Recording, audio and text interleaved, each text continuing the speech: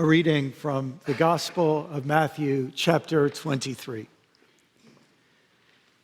Then Jesus said to the crowds and to his disciples, "The scribes and the Pharisees sit on Moses' seat. Therefore, do whatever they teach you and follow it.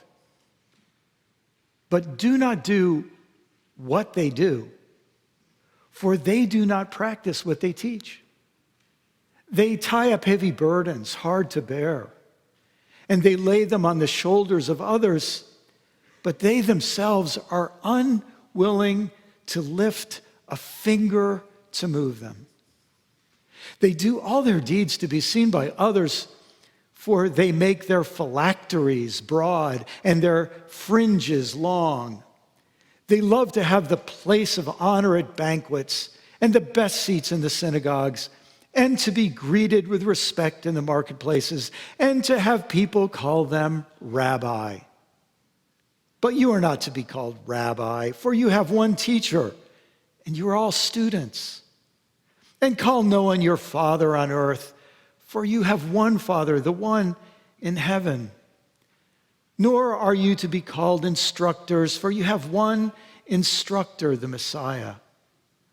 The greatest among you will be your servant, and all who exalt themselves will be humbled, and all who humble themselves will be exalted."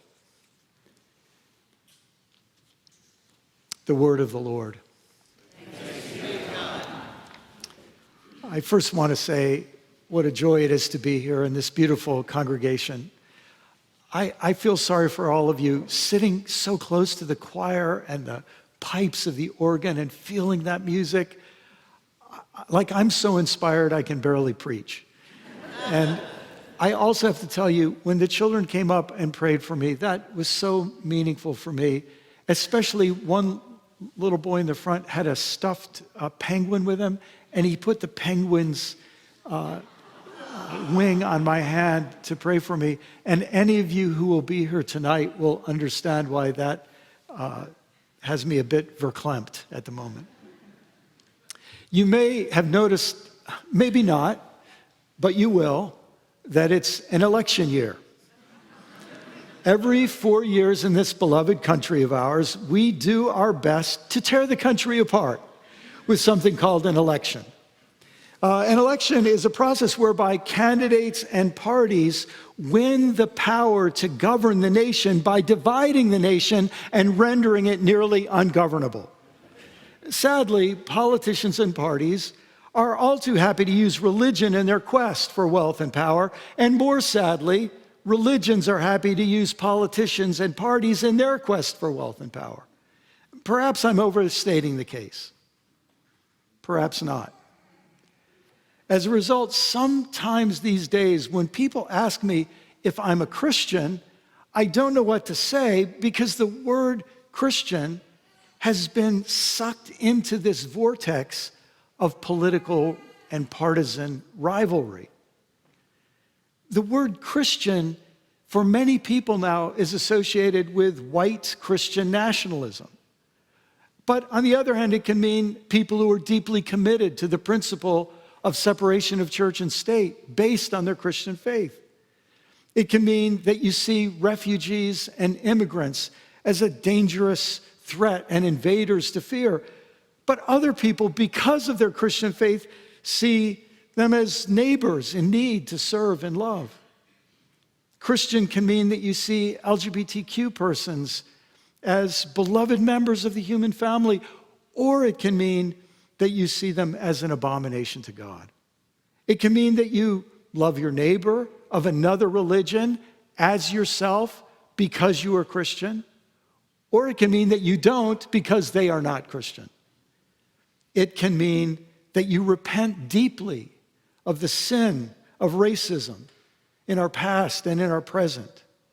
And it can mean that you feel it's your duty to deny or minimize that past.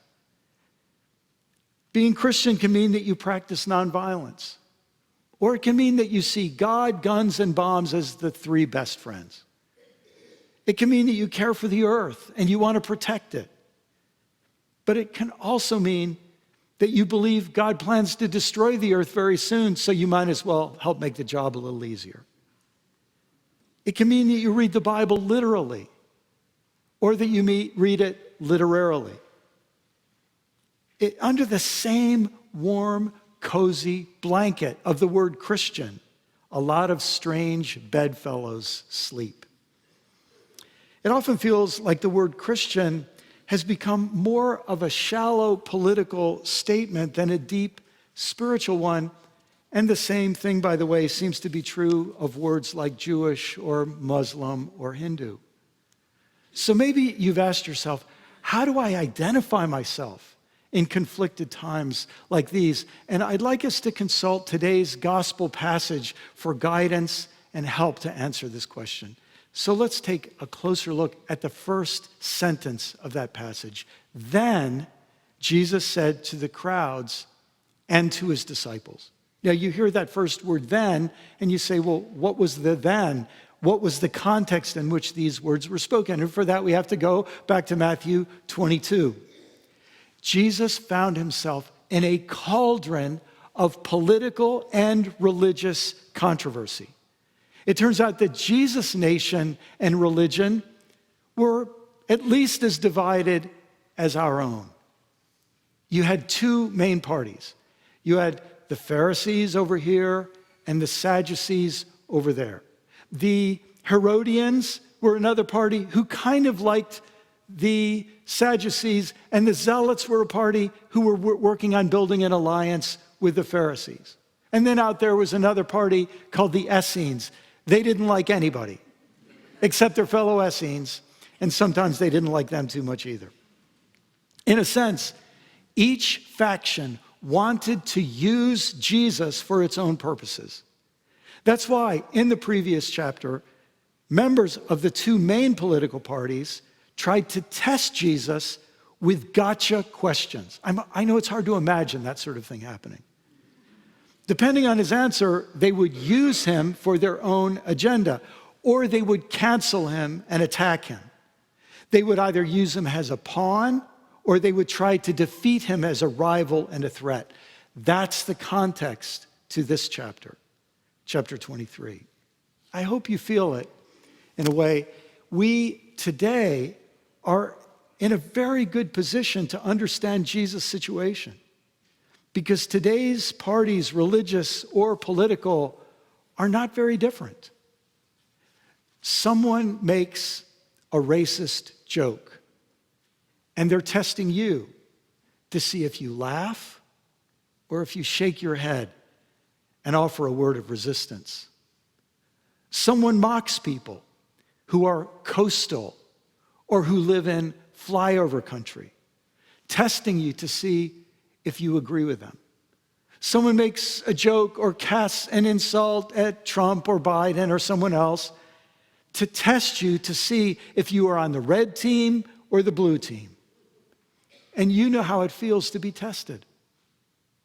And you may know how it feels to do the testing. I do. It's in that context, by the way, that Jesus is asked the question, what is the single greatest commandment?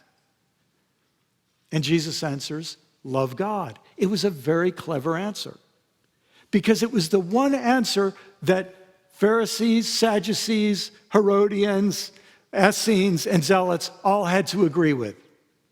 If Jesus had stopped there, we would have said that he was a very clever politician. But he didn't stop there. He had to add this. There's a second commandment that's equally important and inseparable from the first. Now, at that point, he would have had everybody wondering.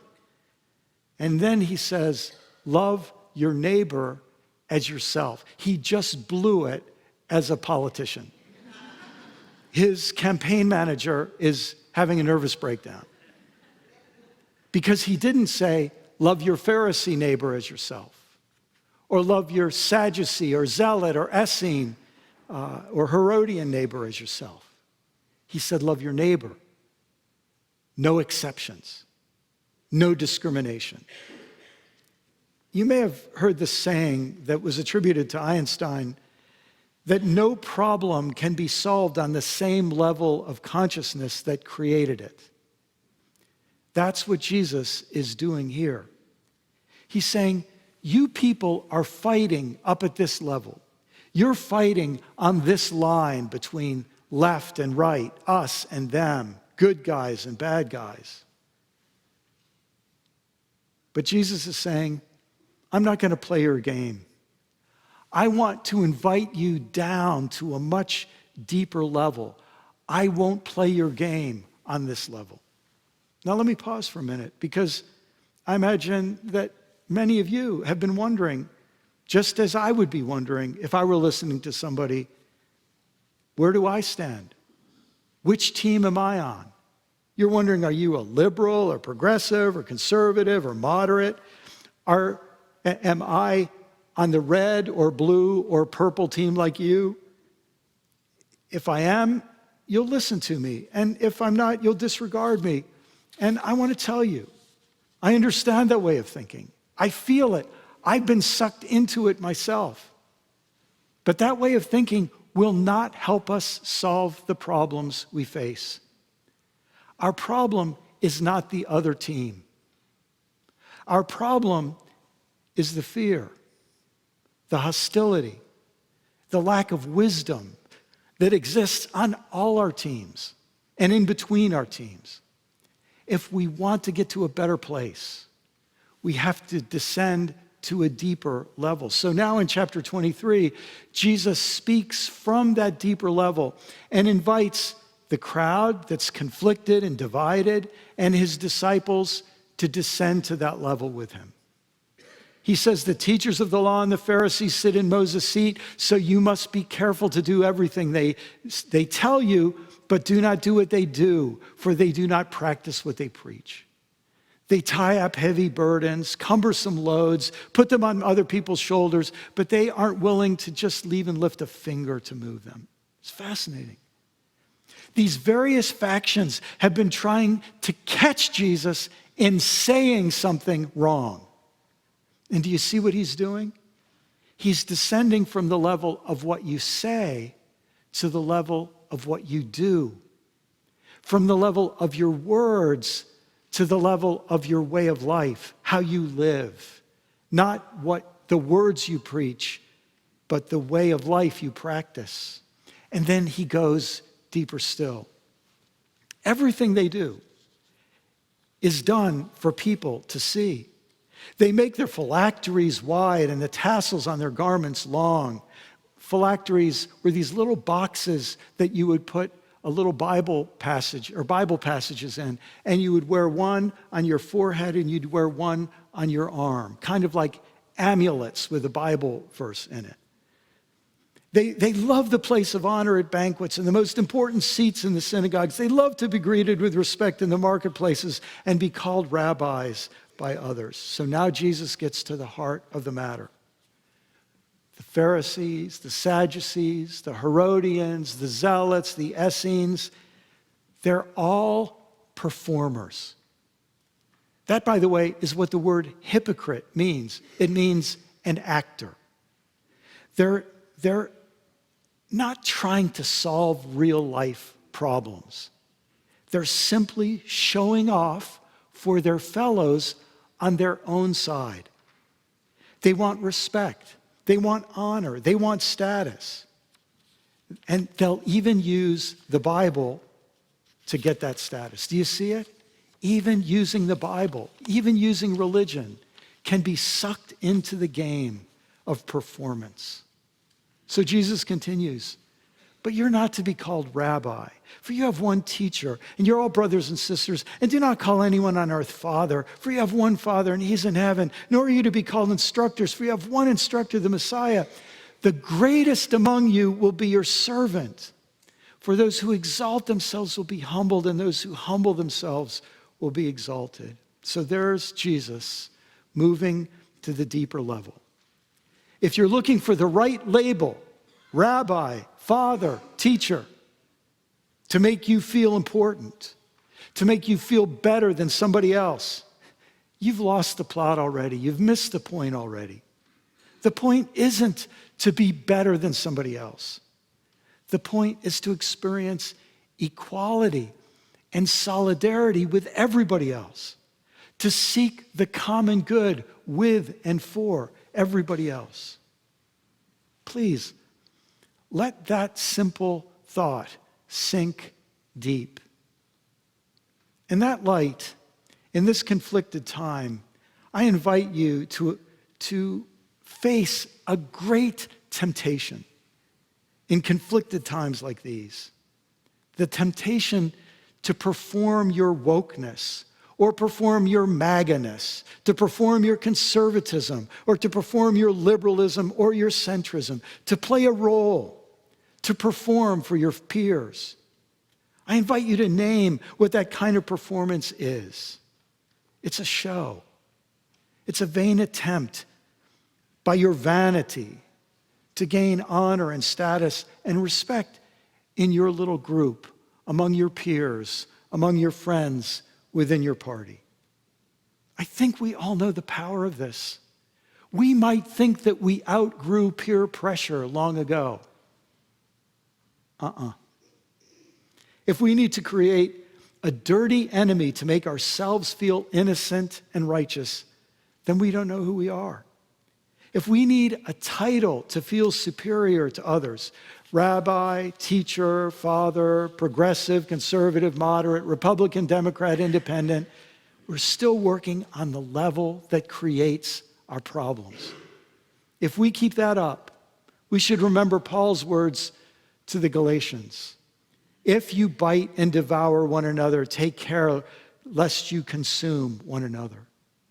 We can't solve our problems with the level of consciousness that we created them.